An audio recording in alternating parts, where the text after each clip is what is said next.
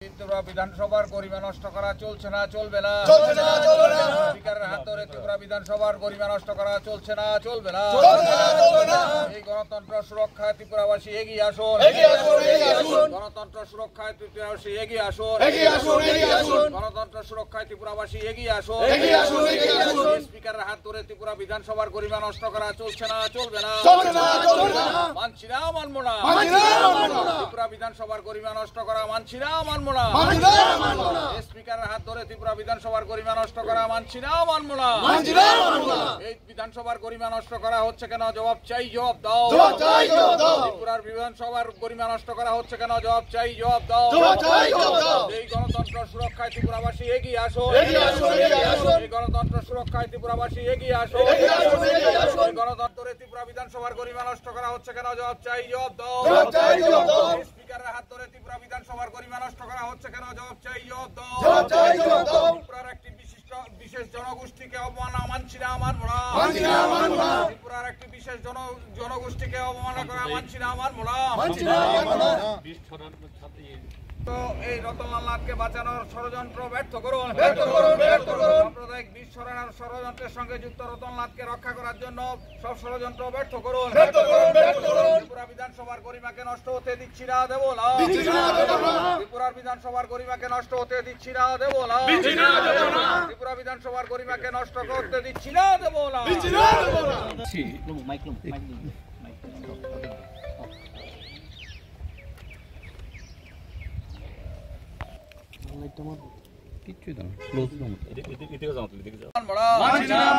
ত্রিপুরা বিধানসভার গরিমা নষ্ট করা মানছি না, মানবো না।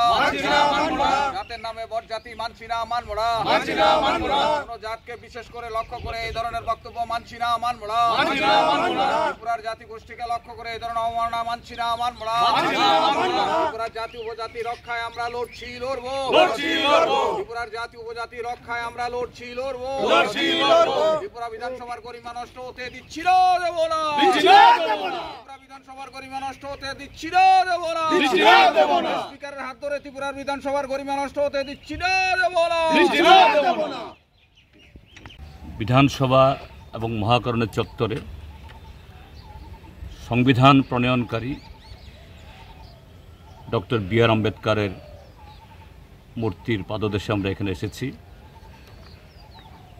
আজকে এই ত্রিপুরা বিধানসভাতে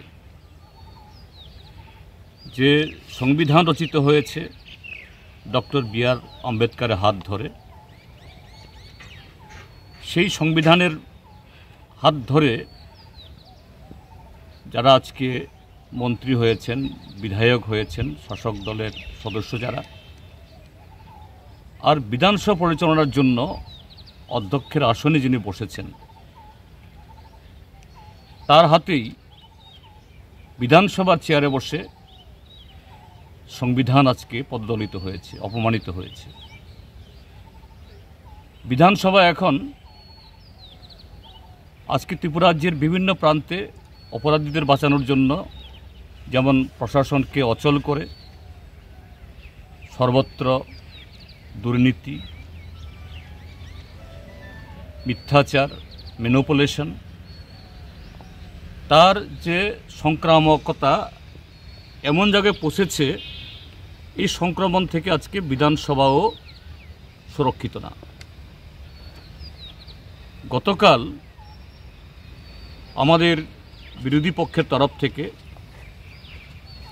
মাননীয় মন্ত্রী, পরিষদীয় এই কি বলে পার্লামেন্টারি অ্যাফেয়ার্স মিনিস্টার, তার যে সাম্প্রদায়িক কমেন্ট, রেসিয়াল কমেন্ট, এটা জাত তুলে বিধানসভার ভেতরে যে অসভ্যতা অন্যায় করেছেন, তার বিরুদ্ধে স্বাধিকার ভঙ্গে নোটিশ দেওয়া হয়েছে, প্রিভিলেজ নোটিশ দেওয়া হয়েছে। বেকায়দায় পড়ে গেছেন। এই অপরাধী রতনলাল নাথকে বাঁচানোর জন্য মাননীয় স্পিকারের নেতৃত্বে গতকাল রাতে এই বিধানসভাতে বসে চক্রান্ত হয়েছে। রাত প্রায় 10টা অবধি এখানে বসে কিভাবে মাইনরিটিসগুলো, রেকর্ডিংসগুলো পরিবর্তন করা যায়, টেম্পার করা যায়, যদি এগুলো করা সম্ভব না, শেষ পর্যন্ত আরও অসাধু পথ।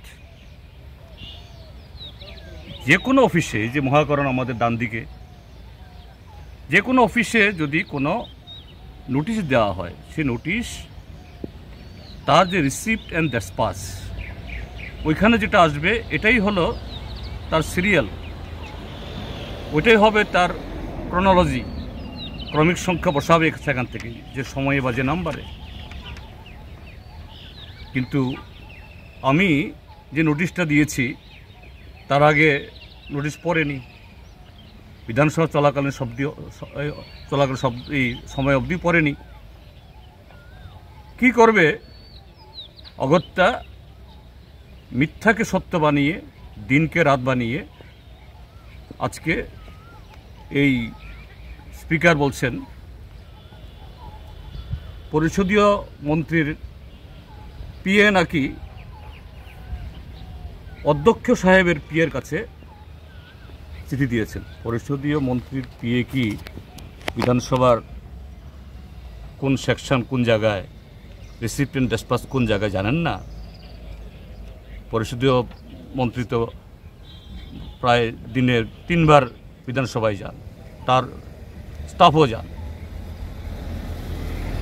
অর্থাৎ এটা তিনি সাবিত করতে চেষ্টা করেছেন আমার দরখাস্ত পাওয়ার আগেই মন্ত্রীর কাগজ পেয়েছেন। এই কারণে একটা অধিবেশনে একটাই প্রিভিলেজ মোশন নেওয়া যায়, এই জন্য দ্বিতীয় মোশন আমি যেহেতু পরে দিয়েছি নাকি বাতিল। মানে কীভাবে দিনকে রাত করা, সত্যের অপলাপ ঘটিয়ে একটা মিথ্যাকে দাঁড় করানোর জন্য একটা অপরাধী, যিনি সংবিধান অনুযায়ী শাস্তি পাওয়ার যোগ্য,